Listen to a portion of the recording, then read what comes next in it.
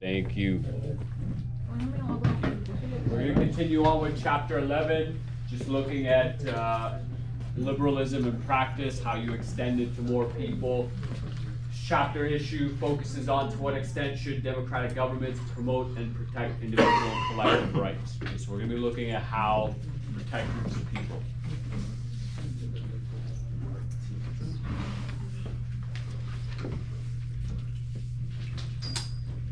So first step is just to promote the rights. Okay, and in Canada, so obviously we have our basic rights with liberalism, the right to life, property, liberty, personal safety, all sorts of things like that, rule of law, kind of the overarching theme here. But is it enough to just say that you have rights, or do you need a document? Do you need some way to enforce and protect that? In Canada, we have the Charter of Rights and Freedoms. In America, they have the Declaration of Independence. The French have it is called the Declaration of the Rights of Man and of the Citizen. So a lot of Western democracies, liberal democracies, have a legal document that protects and entrenches these rights. They write it down, it's written in stone, it's very hard to change. And then they reinforce that through court systems, through police, through all sorts of mechanisms to ensure that your rights are protected. So people can't just come by and threaten you with a gun. Like, sure, they can do that, but then there's due process, legal process to make sure that something happens. Okay, people can't steal from you without potentially facing some sort of repercussion.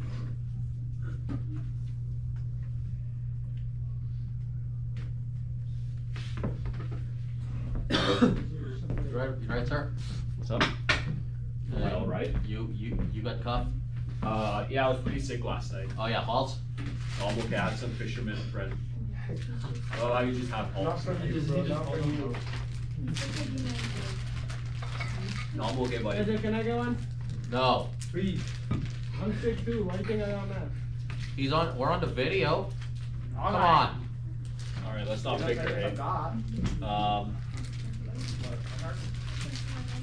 Okay. So interestingly enough, in the Charter of Rights and Freedoms, even though it gives you your rights, the first statement, did I give your class a Charter of Rights and Freedoms? Did I give one to you all? No? Okay. Yeah, Joe, you're saying you did. Okay, I have a bunch of extras, but the Charter of Rights and Freedoms, the first thing it states is, it's written right there that all of the rights within the Charter, essentially that they can be taken away from you only to such reasonable limits prescribed by law as can be demonstrably justified in a free democratic society. So what that's essentially saying is that if the government can, in a democratic way, in a free way, so they're not using the military, they're not using force, justify that it needs to limit or restrict your rights, it will. And a great example we saw of that recently was with COVID. All right, so a lot of us, what grade were you in when the first lockdown happened? Grade 9. Grade 9, okay. We were here it's been forever. Yeah. Okay, so for many of you, it was probably really fun. You didn't have to go to school for a while, but I had one of my cousins was in grade 12 that year. So when they removed people's ability to gather freely, he couldn't have his graduation. Some people, I know they had their university graduation online as well, right? So not very fun. Many people couldn't see their family members, their relatives, grandparents and whatnot for about 2 years. The government restricted your freedom of movement because they attempted to demonstrate and justify restricting that freedom to protect people's health. I believe about their safety though. Okay. No individual has the right to infringe on the rights of others. My high school social studies teacher used to say something I quite like. He would say that the rights of my fist end at the tip of your nose. So all of my rights, they stop right before they actually interfere with you in your life, your ability to exercise your rights. Okay, so sure, you have the right to private property, but you don't have the right to steal it from someone else, or to threaten them, or intimidate them, or harm them for their stuff. So you can't infringe and limit them and their rights.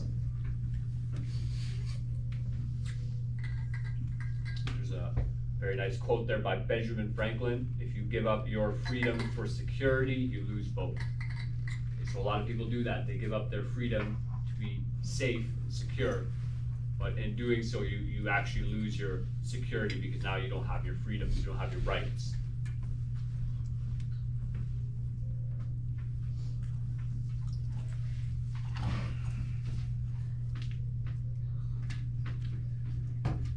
And so there is a balance between the rights of groups and the rights of individuals.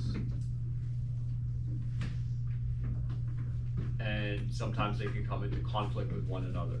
Now in Canada, we do have collective rights, particularly for Anglophones, English speakers, French speakers, and Indigenous peoples. There's a variety of collective rights for these groups of people. Right? But you also have your individual rights. And then you have your rights that allow you to extend yourself into a community of people. So let's say the freedom to gather and associate with whoever you want, freedom of religion and expression in that regard, right? But how do you balance the needs of individuals and communities? One thing that should be noted about the Charter of Rights and Freedoms is, in many of these documents, it's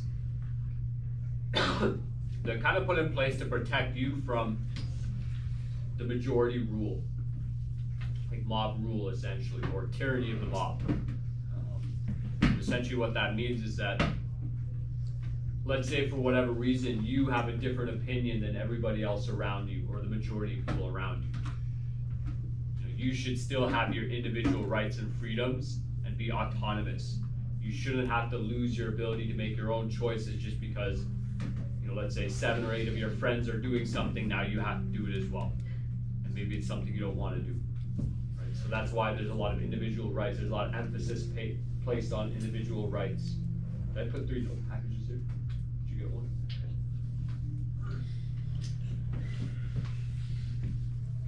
Okay, and obviously that bottom note there, even though the rights are entrenched in a written document, so the United Nations has the Declaration of Human Rights, it doesn't necessarily mean that they're actually going to be followed. Right? So somebody comes in here with a gun, starts telling us to do a bunch of things, unless you're willing to get shot. It's like, right? So when militias or dictators use force, use weapons against their civilians, it's very hard for those people to express themselves, right? So in Iran right now, for example, there's not a lot of freedom of religion or expression. There's a lot of restrictions on women, and Ayatollah Khamenei, the dictator there, he used a lot of force to establish his rule, right? So people who disobey the government, they usually disappear, they're tortured in some prison. Miss Warner actually gave me a book, I forget the name of it, but this girl who was tortured, she's explaining the process. They bring you in, they torture you, whatever they do, a variety of things, physical and mental and emotional. I don't recall her saying whether or not they rape people in there, but I wouldn't put that above them. What they do is they try to get the names of all your friends and associates, anyone who might be connected to you, and then they go after those people as well, right, to squish all the resistance. So just because these documents are written down, people actually have to believe and buy into these ideas for them to actually exist, right? Like, you have to see that everyone else around you has the freedom to express their opinion, has the freedom to choose their own religion, has freedom of conscience, has the freedom to associate with whoever. If you disagree with that, then you can utilize some very, let's say, strong methods to prevent that. Like, obviously we looked at Hitler and we looked at Stalin and Lenin already. It can also happen on the flip side, where where in Hitler's case, you know, he used force to take hold of the, what we call the parliament and the legal process, and then he put place into laws that dehumanized Jewish people and discriminated against them. Right? So laws are tricky, right? Just because the government's doing something doesn't mean that it's okay, doesn't mean it's right.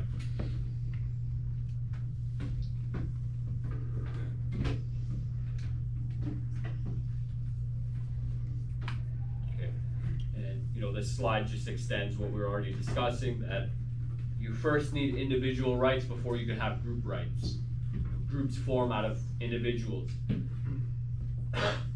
So if you don't have the right to express yourself, the freedom to express yourself, it's going to be hard for your group to have, let's say, something like the freedom of religion, to be able to pray to whichever god or gods or whatever your arrangement is. So they build on top of one another. Right? And as mentioned, in Canada, we call those collective rights. Affirmative action is kind of interesting because that concept has changed over time. Nowadays, affirmative action, as far as I understand it, is, and I guess it's not that different than what's written there. So affirmative action might be used by universities in America to ensure that there are, let's say, a certain amount of Black, Asian, ethnic people in universities. Right? And so they'll achieve that by a variety of ways. So maybe they make the grade requirement a little bit lower if you're part of some ethnic group, because there's low attendance at that university from that group of people. And so you gotta wonder, like, how does that actually help you? Right? Let's say you need a 90% average to get into a school, but because you're some blue-skinned person, they say, hey, you know what, there's not a lot of blue-skinned people at our school, so we'll actually accept you if you have 70%. There's a huge gap between you and everyone else, so you're actually just gonna struggle. That's what a lot of the research on affirmative action policies in America, particularly in universities, it concludes that the people who are accepted with lower grades usually end up struggling, they get into debt, and then they drop out. So it doesn't really help them in the end. Right? Thomas Sowell, again, he's someone who argues that rather than having affirmative action to have more Black people in American universities, you know, these individuals should just find a university where their grades match and that they can actually compete and potentially succeed.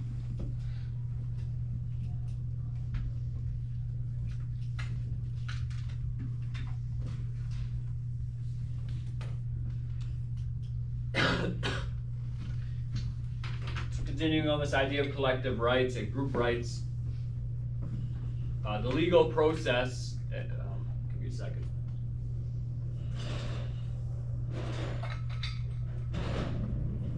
From my understanding, nowadays we follow a legal practice that's essentially referred to as British common law, if I understand correctly.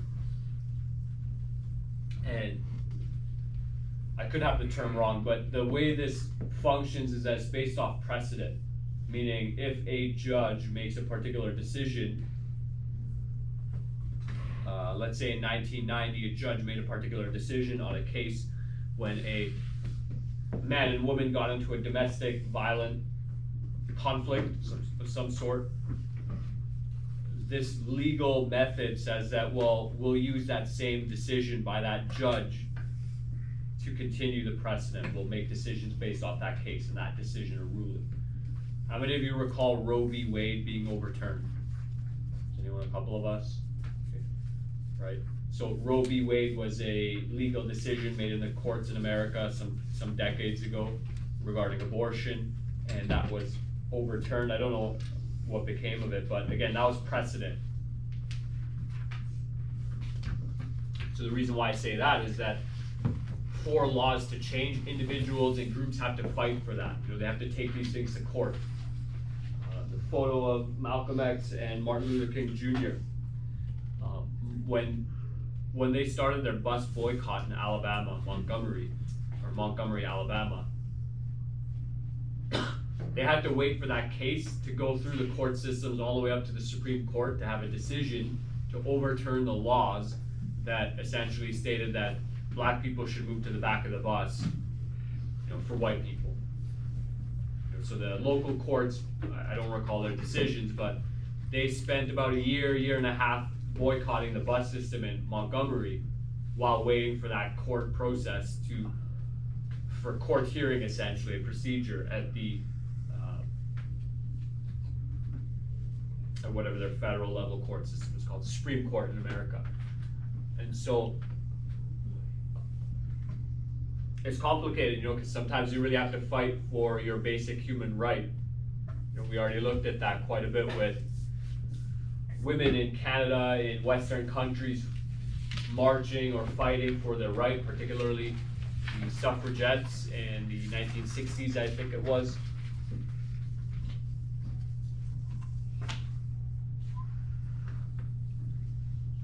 Malcolm X was someone who believed that you essentially had to fight for your right to be respected and treated with dignity. And people vary on, their interpretation of what it means to fight. Malcolm X was not someone who would turn the other cheek, so to speak. If I could say so, I would say that he probably believed in equal reaction, protecting yourself by any means necessary, one of his quotes. But to get these rights documented and put into legal documents and in court decisions, you have to actually fight for them. Yes? Was that his real name? His real name was Malcolm Little, but Little, the last name Little, I believe was connected to his slave name. Like some of his ancestors, I believe, were slaves, or they were owned. I'm pretty sure, but his real name was Malcolm Little. And then when he converts to Islam through the Nation of Islam, for whatever reason, they would give people the name X, right, to remove that old name and just give them a new name.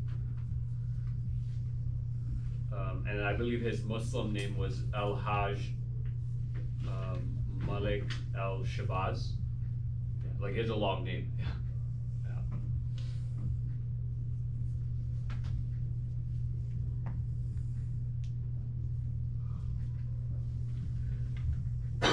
In Canada, though, obviously for Indigenous people, they're constantly fighting for their inherent right, let's say, to be able to hunt, to fish, to pursue their way of life, and they constantly have to fight in the court systems to ensure that they can do these things. And there's no guarantee that they get to keep them.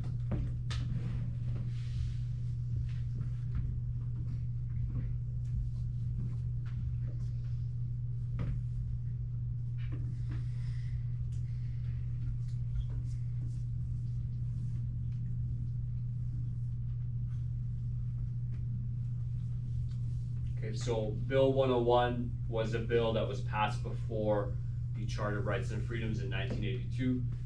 So the Charter of Rights and Freedoms entrenches a lot of French language rights.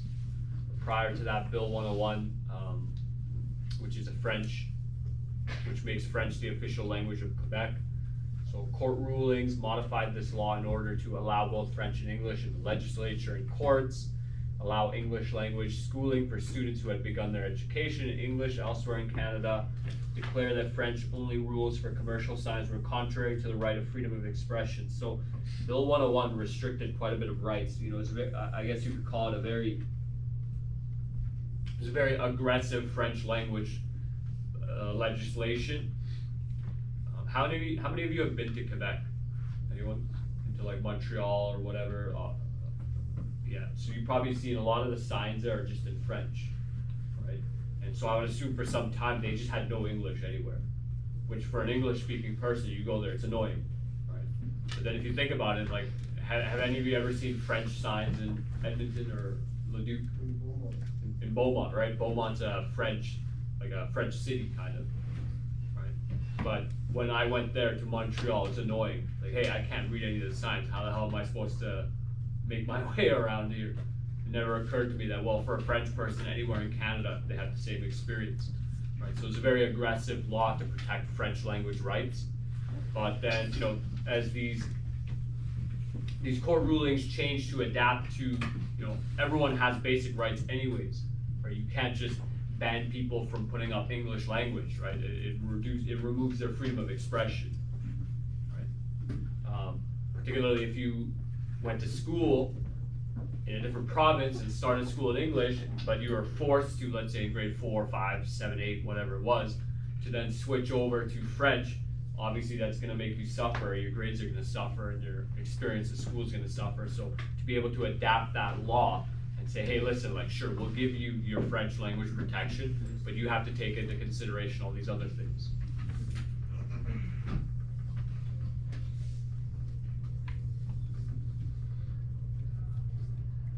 Okay, and so another adjustment, Bill 178, where they say, okay, on the outside you can have your French language, but on the inside you have to have some inclusion or mention of English language as well. Could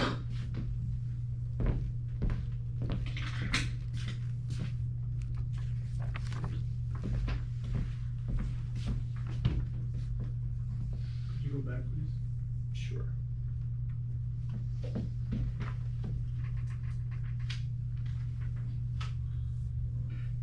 Yes.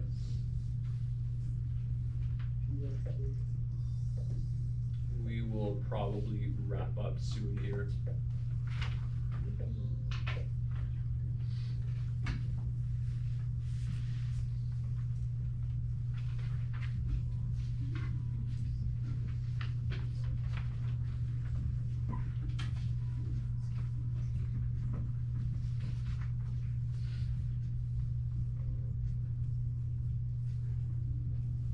Okay, and so basically what we're seeing is this process of trying to figure out, how do you protect this group's rights, but also protect individual rights? Because let's say you're a business owner in Quebec, and quite frankly, you don't really care so much about the language laws and rights. You just want business, you want to be able to pay your bills.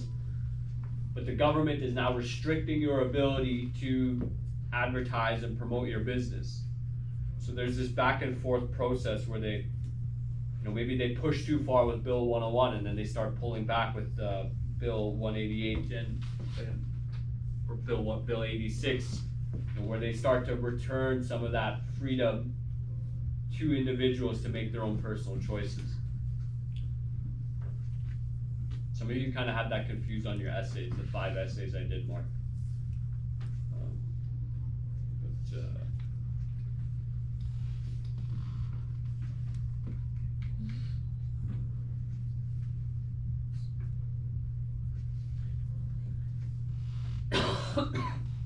So again, looking at that idea, the collectivism idea of the common good. So what is the common good of the French people and their culture, particularly in contrast to the way they might feel about the English language taking over?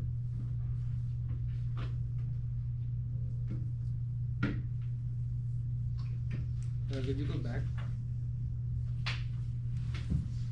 Thanks. You are welcome.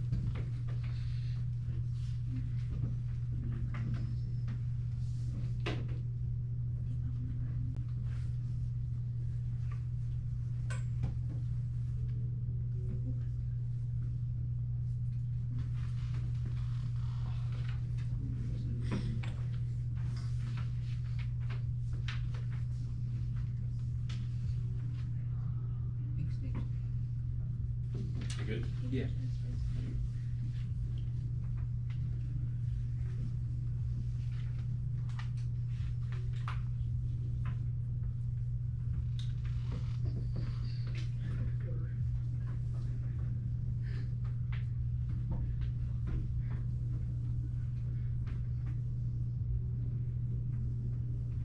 This slide is really just emphasizing the struggle that Indigenous people have of trying to entrench particular rights, say hunting, fishing, and pursuing their way of life, that quite frankly was already granted to them through the Royal Proclamation of 1763 or 1776, from my understanding.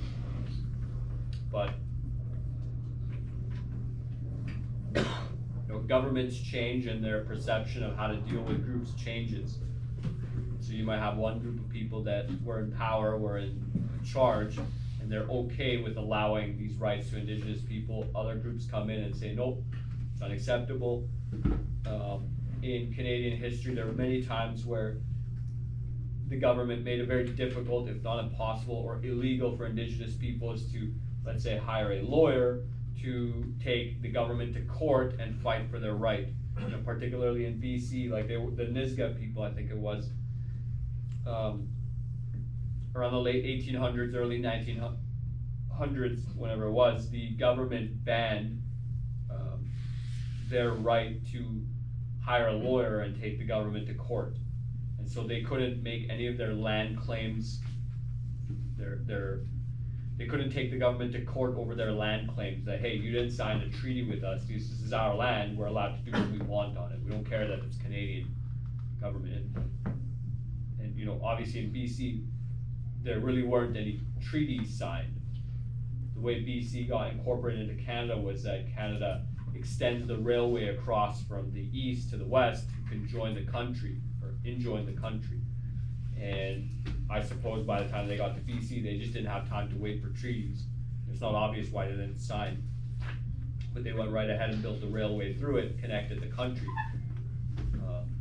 Unfortunately for the people who are already living there, you know, that makes it very difficult because, well, now you have this new government moving in, and the government is freely telling you that actually you're not allowed to hunt, you're not allowed to fish, we own this land. You should live on these smaller reserves. You know, and so they start dictating and ruling their way of life. And for many indigenous peoples over the last 50 to 100 years, they have been fighting, many generations have been fighting for these rights, to essentially do what their people have done as long as they can remember, you know, potentially 10 to 12,000 years in this country. And the sad thing is that despite the fact that indigenous, like particularly, and I have articles of this, but this indigenous group in the north, you know, they wanted to, they fought for a very long time for their right to hunt whales. And to give you an idea of what they're doing, they would essentially take out a small canoe, like a boat that they made, and they would use a variety of hand tools to spear the whale and hunt it down with ropes and spears and tire it in little canoes. And this one whale would feed the entire community and provide the entire community with a lot of what they need. Well, these activists got together and they wanted to continue banning this practice because they felt that, hey, why do you need to hunt whales? You can eat something else, you know, whatever it is. You don't need to hunt a whale. Now, for the indigenous community, a lot of it is to do with potentially rites of passage, the way their community functions, for food, literally, right? They might actually just eat the whale. Well, they're obviously gonna eat the whale, they're not gonna waste it, right? They're not hunting this whale for a trophy or for prestige, although it might provide that, but you know, people are going to eat that whale. And so it's interesting how people get in the way of indigenous people hunting and pursuing their rights. Because, you know, if you were really upset about whale hunting, maybe you'd be upset at some other countries that mass hunt whales, not like in big metal boats with motorized harpoons and a lot of equipment. Like, if you ask me, it takes a lot of courage to go out into the water on a little canoe, a little raft, throw a spear at a whale, and then continue hunting it down. Like, you know, that could go terribly wrong very easily. And it's not like they're gonna hunt 100 of these whales or 10 whales in a week. You might get one whale in the season or a month through a lot of effort. So, you know, for many indigenous peoples, they've had to fight for not only their land, but their way of life as well. Okay, we'll pause there for today. Takes us about 30 minutes.